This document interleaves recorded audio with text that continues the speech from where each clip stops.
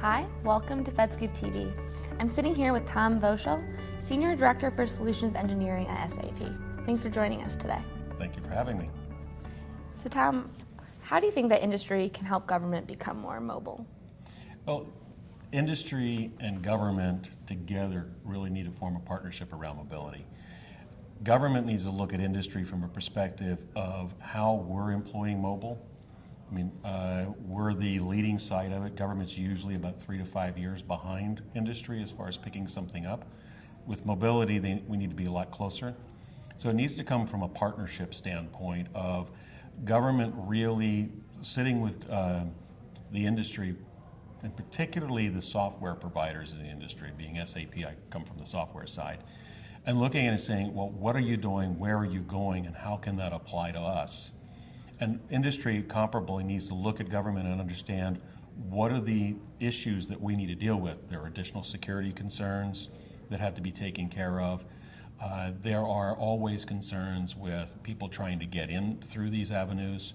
So from a partnership standpoint of jointly looking at this and not taking the traditional path of I'm going to sit down, I'm going to write a bunch of requirements, I'm going to release it out and who can meet those requirements, but bring it to an interactive partnership standpoint. In what areas of government have been seeing the quickest mobile adoption? Well, government's slow to adopt mobile. Most of the applications they're putting out right now are citizen-facing.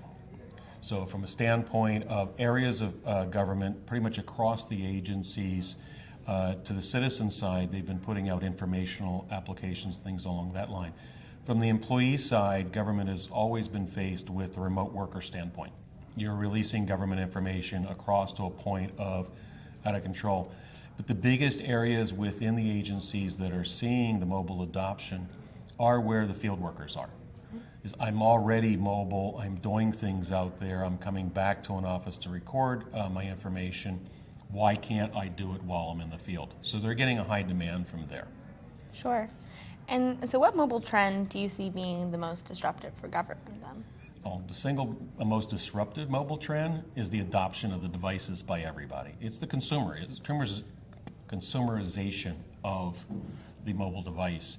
So everybody has one, and they're looking at government and saying, I expect you to interact with me the same way that a major retailer or a bank or anyone else that they're dealing with from the mobile world. Mm-hmm. So that's really the most disruptive to them is the demand that is being put out there by the citizen for clear and easy access into the government and how they have to respond to that. And government is not traditionally doing a speedy response. So they're being changed on two aspects, is one, how people are interacting with government, and two, from the speed that they have to respond to those demands. Right, and so what do you think that the future government mobility looks like? The future of government mobility.